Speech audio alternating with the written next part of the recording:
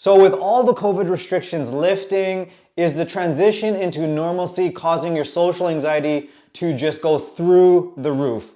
If so, you're in the right place, because in this video, I'm going to talk about how to make this transition as painless and seamless as possible, okay? So let's dive right in. So depending where you live, you might be in a place where you're transitioning into normalcy, restrictions are getting lifted, and you're in this just awkward place where you got to relearn how to connect with people. You got to relearn how to be social. You have to relearn your social skills. And this might bring a lot of questions up for you, right? Like, what do I even say in a conversation?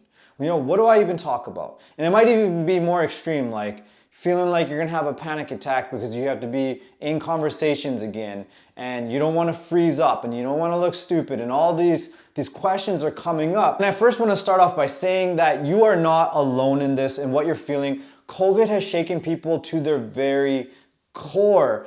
Think about it. There's been job losses. People are suffering from unemployment. Their businesses have gone under. There's been a higher rate of mental health issues, suicide rates, domestic violence is higher, child abuse is higher from people being stuck inside their homes, divorce rates are up, and even worst of all, people are passing away. People passed away. So you may be suffering from dealing with the loss of a loved one and things like that. So let's not minimize this topic. Let's not minimize the effects and the impact that COVID may have had on your life, okay? Now I wanna give you some clarity on, what is the anxiety from COVID? Is it not from COVID?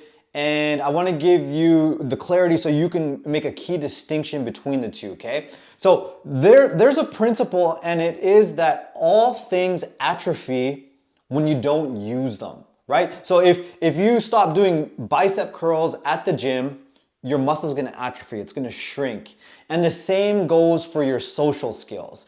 So during COVID, you may have not been social, you may not have been connecting with people, seeing people, so your social skills will have shrunk.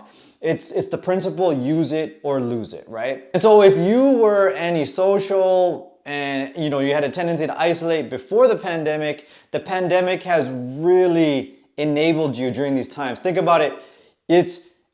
COVID has made it completely normal to not see people. It's actually frowned upon, being social. So, dissing people, making excuses to not go out and things like that, it's actually been encouraged during the pandemic, and this has kind of locked in a new programming. And it's like, that show, The 600-Pound Life, or My 600-Pound Life. It's like you're the person eating yourself to death, and that person always has a mom, or they have a partner or a boyfriend who's going to the drive-thru for them, right? So the pandemic's kind of like your mom's going to the drive-thru, and you're over here, isolating yourself to death and being enabled. The pandemic is your mom. Now I want to show you this really powerful diagram. It's going to help you put this whole overwhelm that you're feeling, this panic that you're feeling about getting back out there and being social again. It's going to put it all into perspective. So let's take a quick look at this, okay? So over here, you'll see we have a curve. It kind of skyrockets and then it kind of settles out, right? On the y-axis here, hopefully, you can see that. So over on the y-axis here, we have emotions, anxiety, for example. By now, if you've been following me, anxiety is just a cluster of emotions that hit you at once, and you get this kind of anxious response, right? So we have emotions over here, low, high, right? And then we have time here, low, high. So low, it's like, it would be on a sliding scale, like 1 minute, 2 minutes, 3 minutes, 4 minutes, right? And so what this diagram exemplifies, okay, is that whenever you enter into a conversation, there's always going to be a skyrocket of emotions right at the beginning. And then you'll notice this, you probably get a sense for this, that the beginning's horrible. Right? If you have social anxiety, or you have anxiety attacks, panic attacks, the beginning of a conversation, it feels like death because you're just trying to catch your breath or get your heart rate to go down.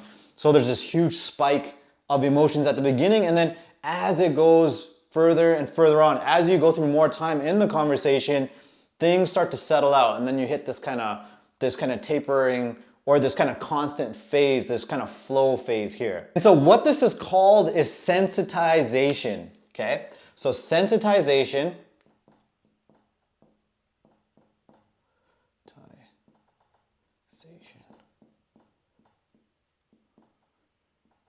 okay? Sensitization. And what does this mean is that you're extremely sensitive to your emotions, not only your emotions, but the other person you're talking to also has this going on as well. He also has a surge of emotions. Your body's picking up on that as well. So I know when you're anxious, you think it's all your own doing, but really it's not. There's two people in the conversation. Both have this surge of emotions. Both are feeling each other's emotions. And over time, you get less and less sensitive to those emotions, so things start to settle out, okay? And this is pretty much with everything that you do that's maybe high pressure, or maybe it's some kind of performance. Maybe you got a public speak, and then you'll notice that the beginning is just your emotions, your anxiety is just through the roof at the beginning. Or maybe it's, you're competing in sports, or you have to go meet up on a date or something, and right at the beginning, that sensitization, the emotions are just skyrocketed at the beginning. And that is why, I'll give you an example here. When you go to like a public speaking class, what they teach you is when you write out your speech, to really memorize and anchor in the first 2 to 3 sentences, your intro. The intro is one of the most important things. If you can really hit those 2 to 3 lines word for word, anchored into your mind, rehearse them over and over and over again, you're going to be set up for success. Why? Because during that time, they know that your emotions, your anxiety is going to skyrocket through the roof. And during those times, you don't have a whole lot of mental capacity to keep track of too many things. But if you have these 2 to 3 sentences, if you have them memorized, locked down, locked into place in your mind, and you can hit it with absolute precision, by the time you get over the spike, you will have those words, you'll be able to speak those words because they're so ingrained into you, and you'll already hit this kind of tapering off in this phase here, and that's when you can get into the meat of the speech, like the thinking on your feet and bringing in being more creative, bringing in like different cues, like with the audience and thinking on the spot and things like that. Now, if you have really severe social anxiety, and you're full on, you're getting panic attacks, or you're getting an anxiety attack and your mind's going blank, you can't think of what to say in a conversation, you're not going to hit this point where it goes back down. This is going to be a real issue for you. So for example,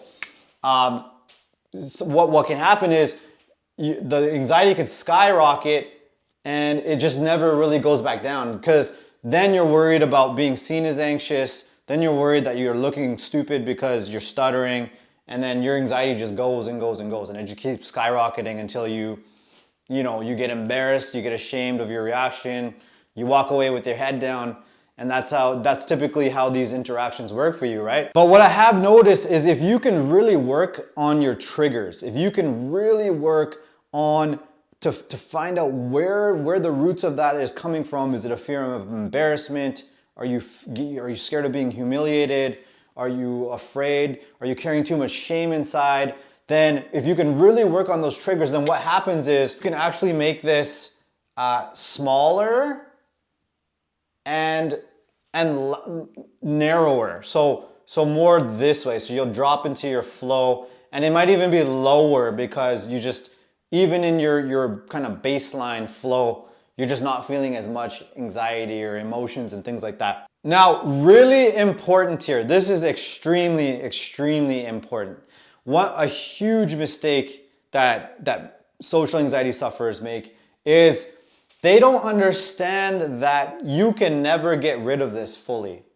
You can never go up to, complete strangers, or you can never go into groups of people that you don't know very well, or someone you haven't seen in a long time, and not feel any emotions. Think about it. If you're going through the pandemic, maybe you suffered from like job loss, you've suffered from financial issues, people have passed away, maybe your mental health, you're going through some things, some challenges. Life's been hard.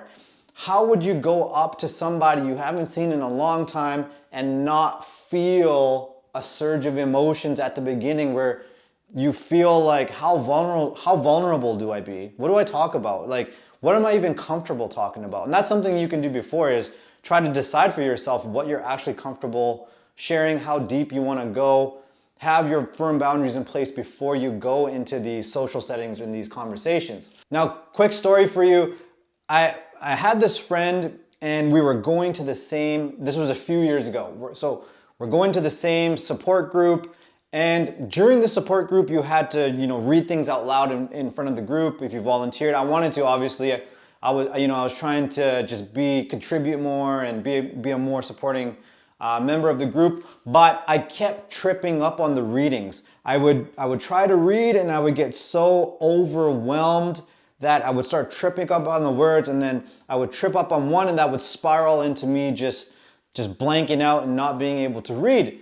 And so I was talking to my friend after the meeting, and he says, he was an avid, like he was a practicing Buddhist of 20 years, 20, 30 years, he was practicing Buddhism.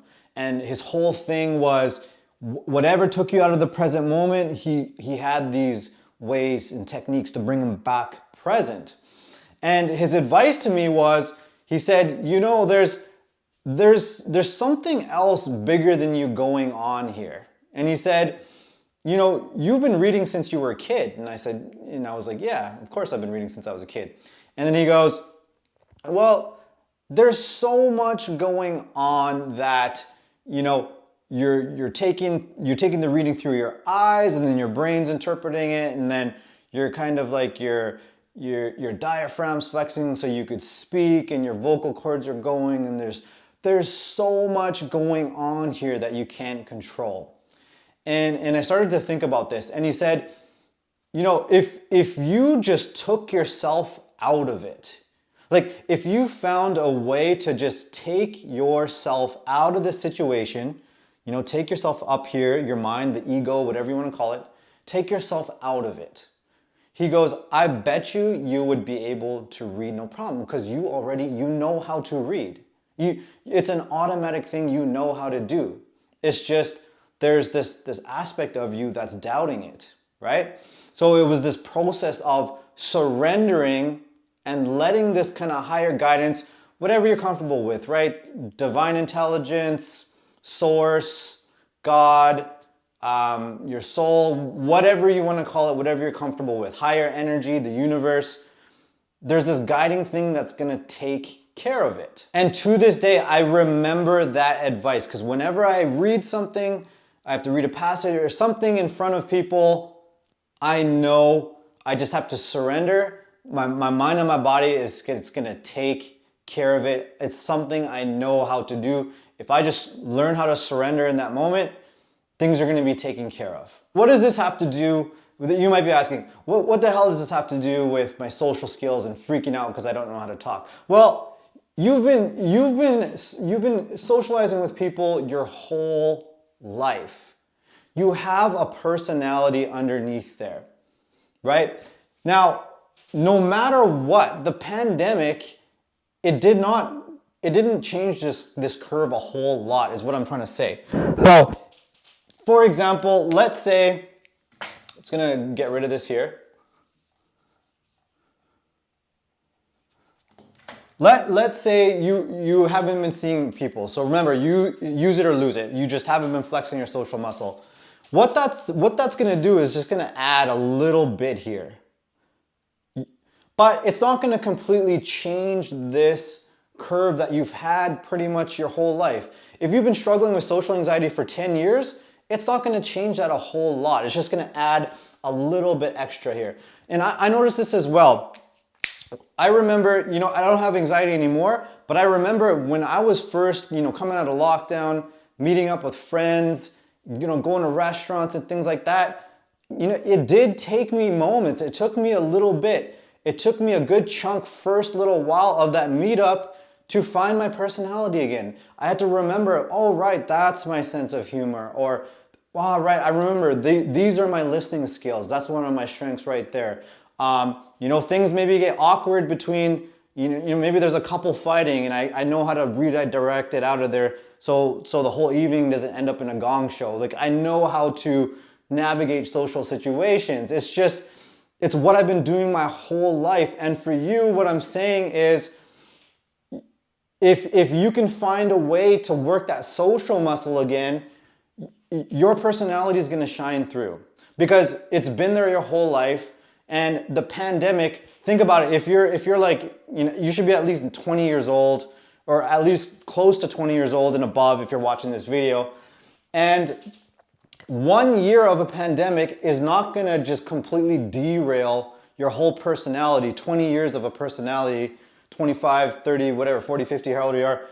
1 year of a pandemic isn't going to derail your whole personality. It's not possible. So the core essence of who you are at your deepest core, your true self, it's still there. It's still intact, regardless of the pandemic.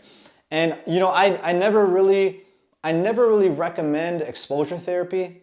If you've been following me for a while, I think it's absolutely horrendous when it comes to, for that being the main method to overcome your social anxiety.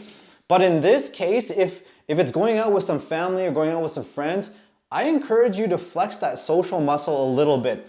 I encourage you to flex that muscle, get that into use again, and then perhaps getting back to your baseline level of anxiety. And if you're completely fearing, if you still have this, what I consider actual social anxiety, you're truly fearing embarrassment, you're fearing being humiliated, you're fearing being judged on a level where you can barely function, you can't even go into conversations, speak in front of people, interact in groups and things like that. Well, that was there before the pandemic, right? So this baseline level that you're at, it's not going to be changed a whole lot.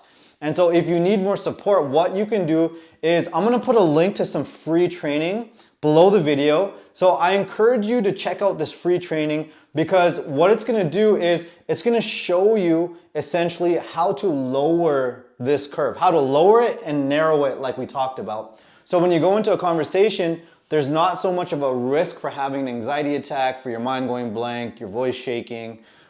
There's not so much of a risk to have that get triggered off. And then when you don't have so much of a risk for getting that triggered off, this curve gets, like we were talking about before, lower emotions, lower anxiety. When you have lower emotions, lower anxiety, you can switch, you can get into that flow state a lot sooner. That surge of anxiety is not going to be so intense. You can shift into being comfortable and more at ease a lot sooner in this timeline. So make sure you check out the free training. It's going to be extremely informative for you. And then you can also join our Facebook group. So if you need more help, you need more support from me, join the Facebook group. I'm in there. You can ask me questions and you can also follow me on Instagram. I post daily content and inspiration, and there's just a ton of value to encourage you and support you along your way to being anxiety free. All right, so thanks for watching and I'll see you in the next video. All right, peace out.